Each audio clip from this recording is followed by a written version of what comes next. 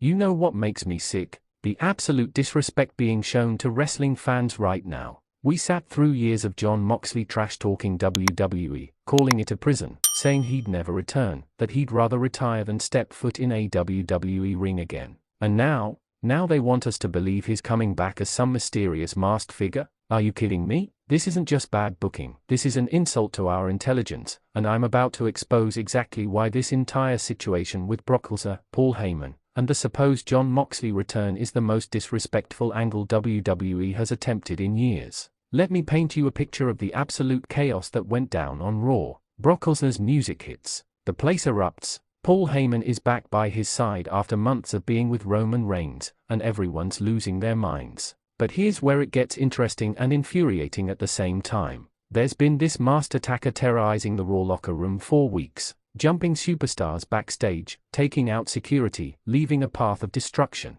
And the internet wrestling community, in all their infinite wisdom, immediately started screaming, "It's Jon Moxley. It has to be Moxley." But let's talk about reality for a second. Jon Moxley has a contract with AEW. He's been the face of that company, their world champion multiple times, and he's made it crystal clear that his time in WWE was toxic for his mental health and creative spirit. This is a man who walked away from millions of dollars because he refused to compromise his artistic integrity. So someone explain to me, and you better comment your answer below because I need to understand the logic here. Why would Jon Moxley suddenly throw away everything he's built in AEW to come back to the company he publicly despised? Here's where Brock Lesnar comes into this mess. The Beast Incarnate returns to Raw, and Paul Heyman gets on that microphone and does what he does best. He starts weaving this elaborate story about how the mystery attacker is someone from Brock's past, someone who has unfinished business with the Beast. He's dropping hints, he's being cryptic, and the crowd is eating it up. Then he says something that makes the entire arena lose their collective minds. He says, and I quote, "My client Brock Lesnar knows exactly who this masked man is, and at the upcoming pay-per-view, we will unmask the individual who dared to challenge the Beast." The speculation went into overdrive. Twitter exploded. Reddit threads multiplied like rabbits. YouTube channels started pumping out videos with thumbnails showing Moxley's face photoshopped onto the masked attacker's body. Everyone was convinced this was happening. But here's my question for you, and I want you to answer this honestly in the comments. Do you really think WWE would bring back someone who burned every bridge on his way out? Someone who gave an interview absolutely destroying their creative process and medical procedures? Let's examine the evidence that people are using to support this theory because this is where it gets really interesting and really stupid at the same time. First, people are saying the masked attacker has the same build as Moxley. Okay, so does about 40% of the WWE roster. That's not evidence, that's confirmation bias.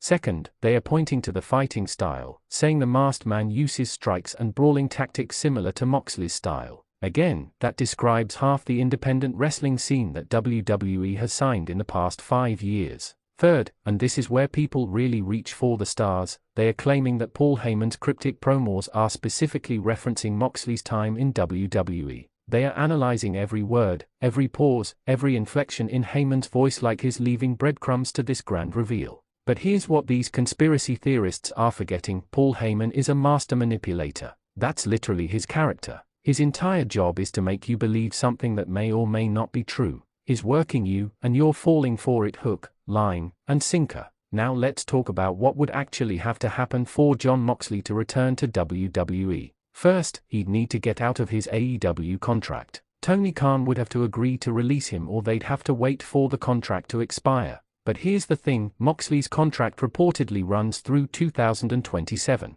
That's years away. So unless Tony Khan suddenly decides to just let one of his top stars walk for no reason, this timeline doesn't make sense. Second, Moxley would have to completely contradict everything he's said publicly for the past 6 years. Every interview, every promo, every podcast appearance where he's talked about his WWE experience would become meaningless. His credibility would be destroyed. The man literally said he felt like he was being used as a content creation tool rather than a wrestler. He said the scripted promos made him want to quit the business entirely. Are we supposed to believe he's suddenly okay with all of that again? Quick question for the comment section: if you were in Moxley's position, having achieved everything you wanted in another company, would you go back to a place where you were miserable? And be honest with yourselves here. Third, and this is the big one that nobody wants to talk about, what would be WWE's motivation for bringing him back in this way? Think about it logically. If they wanted to bring back a major star, they'd want to maximize the moment. They'd want to build anticipation, create buzz,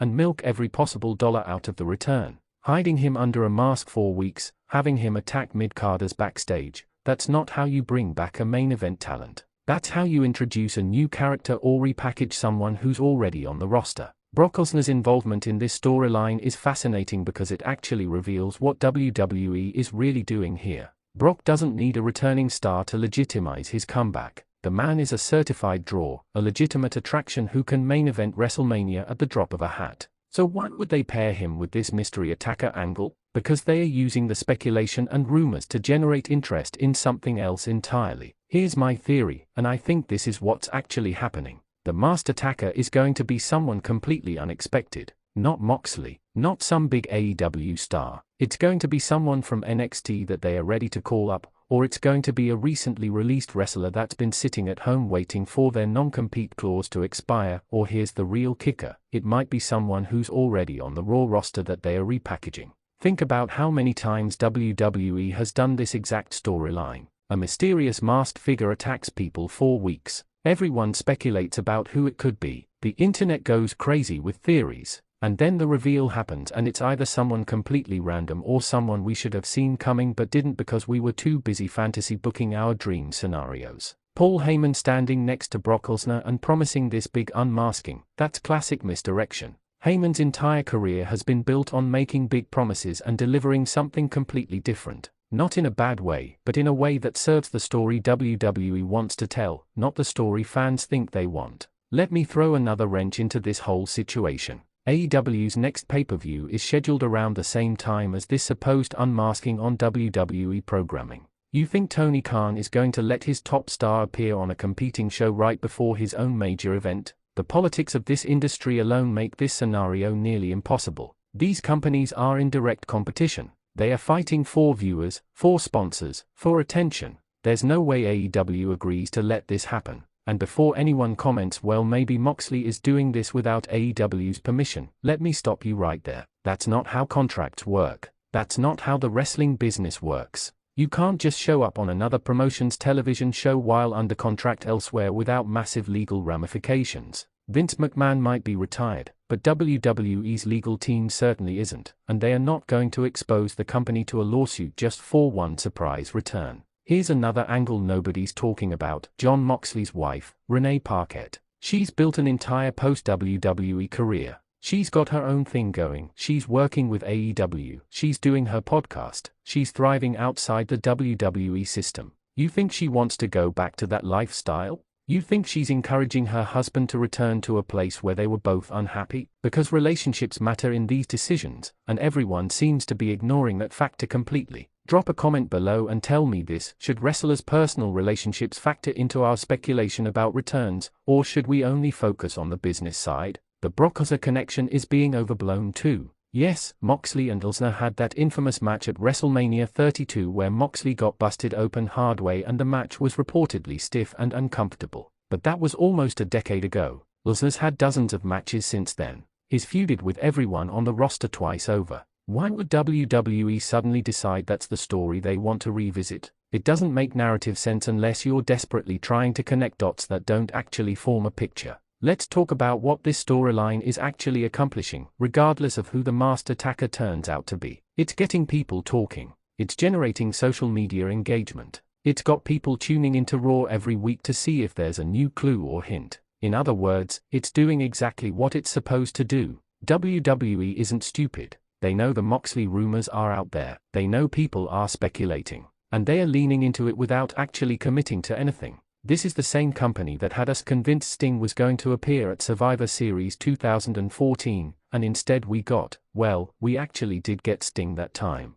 But remember when we thought Centimeter Punk was returning at every single WWE event from 2014 to 2021? Remember the Sting countdown that had nothing to do with Sting? WWE has a long history of working with internet speculation without actually confirming or denying anything. Paul Heyman's return to Brock Lesnar's side is the real story here that's getting overshadowed by all this Moxley nonsense. Heyman and Roman Reigns had one of the most compelling storylines in modern WWE history. Their relationship, the betrayal angle, the bloodline saga, all of that was premium television. So for Heyman to suddenly be back with Brock, that's significant. That changes the entire dynamic of the Raw main event scene. But instead of focusing on that, instead of discussing what Brock and Heyman together means for the current Raw roster, we're all distracted by a mystery that probably has a disappointing answer. And maybe that's the point. Maybe WWE wants us looking over here at the shiny masked man while they set up something completely different over there. I want you to think about this logically. Put your fantasy booking aside for a minute.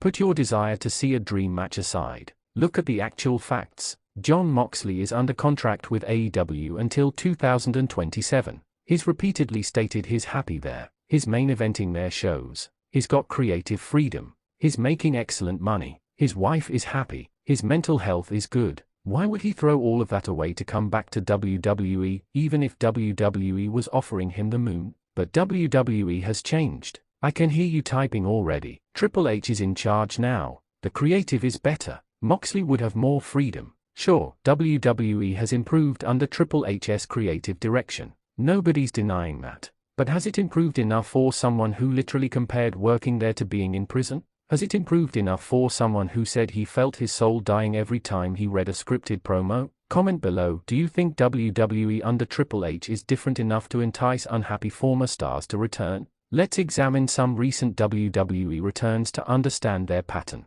Cody Rhodes came back. He left on good terms, always spoke respectfully about WWE, and his return made perfect narrative sense. Edge returned after his career-threatening injury was cleared. He never burned bridges. Drew McIntyre came back after being released and proving himself around the world. Again, no burned bridges. Even Centimeter Punk's AEW run ended so disastrously that his eventual WWE return, whenever it happens, makes sense because he'll have nowhere else to go at that level. But Moxley? He's the exception to all of these patterns. He didn't leave on good terms. He's actively thriving elsewhere. He has no reason to return except for money, and if money was his primary motivator, he never would have left in the first place. He reportedly turned down a massive contract offer to stay with WWE back in 2019. Money isn't his driving force. The Master Attacker has been on Raw for 5 weeks now? 6 weeks? They've attacked 15 different wrestlers, taken out security teams, and generally caused chaos.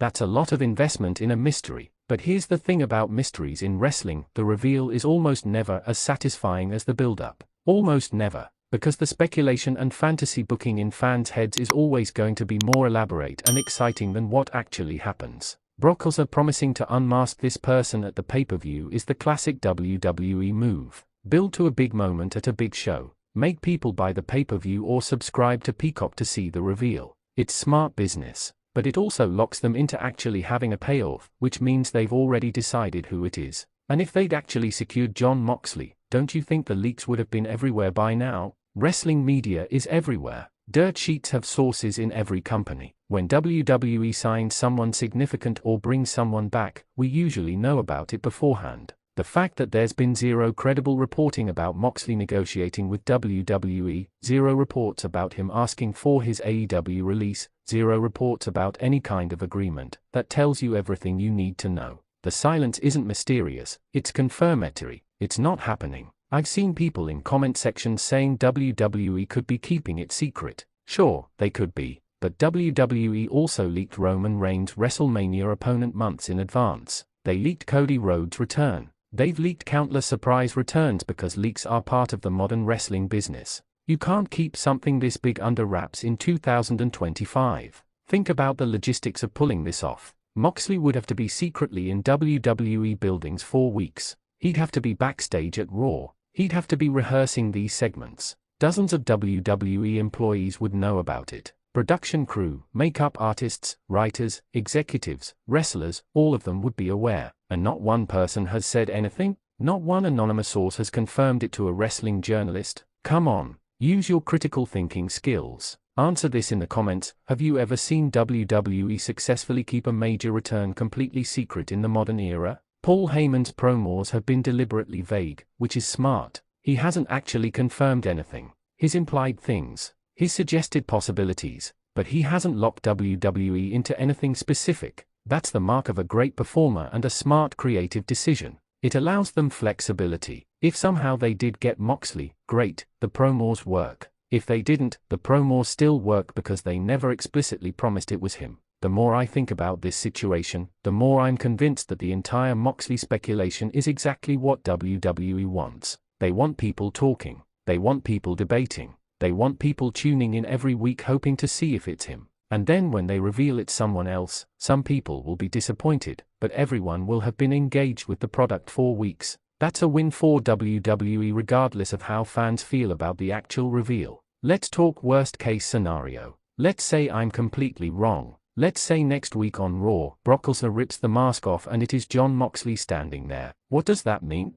It means AEW's top star just appeared on WWE television. It means there's some kind of agreement between the companies that we don't know about. It means Tony Khan agreed to let this happen. And honestly, that scenario seems less likely than Moxley secretly breaking his contract. The relationship between WWE and AEW isn't openly hostile, but it's certainly competitive. They are fighting for the same audience, the same talent, the same attention. There's no benefit to either company in helping the other create a moment. Tony Khan isn't going to hand Triple H a ratings boost just to be nice. That's not how business works. Here's what I think is actually going to happen. The pay-per-view comes around. Brock Lesnar has his match or segment with the masked attacker. The mask comes off. It's someone unexpected but logical within WWE's own universe. Maybe it's a returning superstar who's been gone for a few months. Maybe it's an NXT call-up who's ready for the main roster. Maybe it's Chad Gable finally getting his monster push.